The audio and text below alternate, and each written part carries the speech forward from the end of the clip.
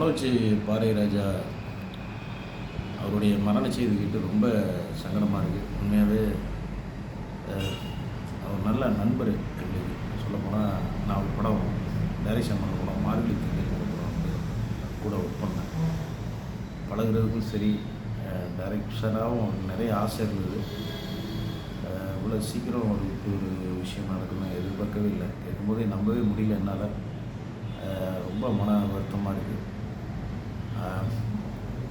எப்படி பாரதிராஜா ஐயா கிட்ட போய் நிற்க போகிறோங்கிற மாதிரி.